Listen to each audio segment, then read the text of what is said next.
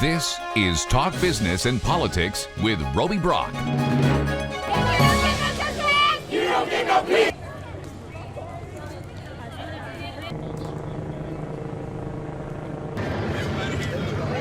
You're all under arrest. Sit down. On the ground now. Everybody, sit on the ground. They've told us that everyone on this bridge is under arrest, including us. There are police on both sides and the helicopters overhead.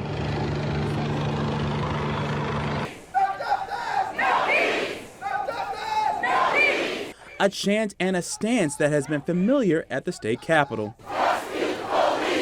But now the leader of the organization called the movement, founder Tim Campbell, says he wants to march towards the direction of change. We want to engage politicians and stakeholders, higher-ups, and get them involved with the inner cities and what's going on. I want to get them involved in Black lives and explain to them, the importance of what's going on. Campbell says with this journey comes opposition.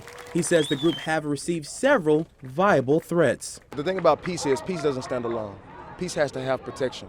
And protection, you have peace. If there's security, there has to be outside security. After this rally is over, I need everybody to go to your car. Campbell says they want to continue these peaceful protests, obey the enforced curfew, and are encouraging everyone in the fight for injustice to do the same. Peace is powerful. Silence is powerful. You can't organize in disorganization. It's impossible.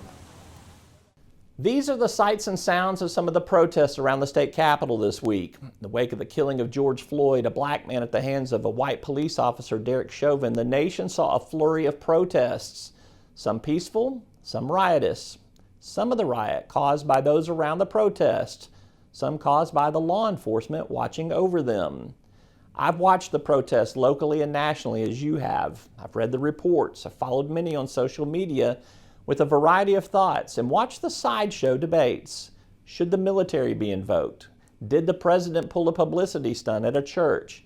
Is Antifa trucking in busloads to Arkansas hotels for the purposes of looting? These were the conversations of this week. Let's cut through the clutter because this is a really simple core problem for Arkansas and America to address. Police brutality is a problem. Racial injustice is a problem. We've seen them on display for my lifetime and certainly this past week. These problems are not going to go away completely, but what can we do to address these issues? This is the core question for citizens and policymakers at every level to discuss, and it needs to be an ongoing dialogue. Forget the sideshow and stay focused. Not all law enforcement are problematic. A supermajority are great human beings performing a critical public service. All protesters are not evil, but some are attaching to their cause for the purpose of tainting their mission. How about the 99% of the good people get together and work towards some solutions to diminish the bad intentions of the 1%? This is complex, but it is not hard. Elected officials, public servants, citizens desiring change of every color, every generation, every creed.